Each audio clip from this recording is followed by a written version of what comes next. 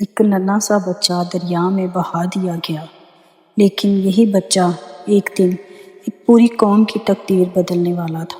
آج کی تلاوت خروج کی کتاب 2 باب موسیٰ کی پیدائش۔ اور لاوی کے گھرانے کے ایک شخص نے جا کر لاوی کی نسل کی ایک عورت سے بیاہ کیا، اور عورت حاملہ ہوئی اور اس کے بیٹا ہوا، اور اس نے یہ دیکھ کر کہ بچہ خوبصورت ہے 3 مہینے تک اسے چھپا کر رکھا، اور جب اسے زیادہ نہ چھپا سکی تو اس نے سرکنڈوں کا ایک ٹوکرا لیا اور اس پر چکنی مٹی اور رال لگا کر لڑکے کو اس میں رکھا، اور اسے دریا کے کنارے جھاؤ میں چھوڑ آئی، اور اس کی بہن دور کھڑی رہی تاکہ دیکھے کہ اس کے ساتھ کیا ہوتا ہے۔ اور فرعون کی بیٹی دریا پر غسل کرنے آئی، اور اس کی سہیلیاں دریا کے کنارے کنارے ٹہلنے لگی۔ تب اس نے جھاؤ میں وہ ٹوکرا دیکھ کر اپنی سہیلی کو بھیجا کہ اسے اٹھا لائے۔ جب اس نے اسے کھولا تو لڑکے کو دیکھا، اور وہ بچہ رو رہا تھا۔ اسے اس پر رحم آیا اور کہنے لگی، یہ کسی عبرانی کا بچہ ہے۔ تب اس کی بہن نے فرعون کی بیٹی سے کہا، کیا میں جا کر عبرانی عورتوں میں سے ایک دائی تیرے پاس بلا لاؤں جو تیرے لیے اس بچے کو دودھ پلایا کرے؟ فرعون کی بیٹی نے اسے کہا، جا۔ وہ لڑکی جا کر اس بچے کی ماں کو بلا لائی، اور فرعون کی بیٹی نے اسے کہا کہ تو اس بچے کو لے جا کر میرے لیے دودھ پلا، میں تجھے تیری اجرت دیا کروں گی۔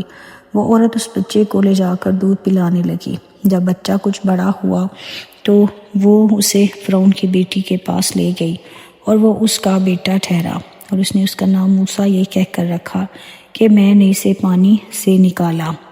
موسیٰ کا مدیان کو فرار۔ اتنے میں جب موسیٰ بڑا ہوا تو باہر اپنے بھائیوں کے پاس گیا، اور ان کی مشقتوں پر اس کی نظر پڑی، اور اس نے دیکھا کہ ایک مصری اس کے ایک عبرانی بھائی کو مار رہا ہے۔ پھر اس نے ادھر ادھر نگاہ کی، اور جب دیکھا کہ وہاں کوئی دوسرا آدمی نہیں ہے تو اس مصری کو جان سے مار کر اسے ریت میں چھپا دیا۔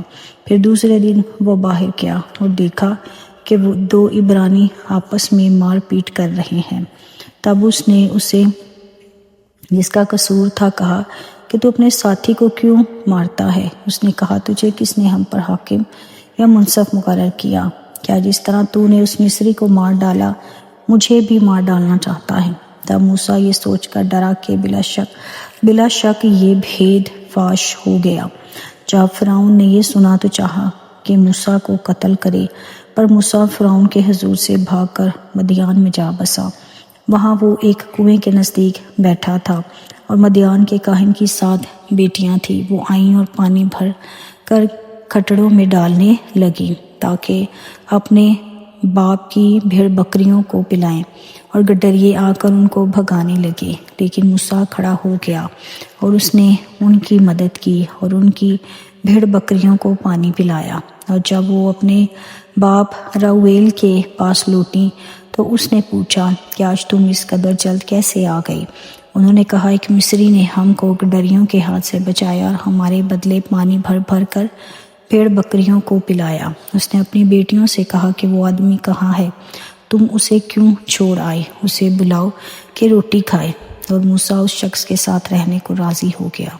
تب اس نے اپنی بیٹی صفورہ موسیٰ کو بیاہ دی، اور اس کے ایک بیٹا ہوا، اور موسیٰ نے اس کا نام جیرسوم یہ کہہ کر رکھا کہ میں اجنبی ملک میں مسافر ہوں۔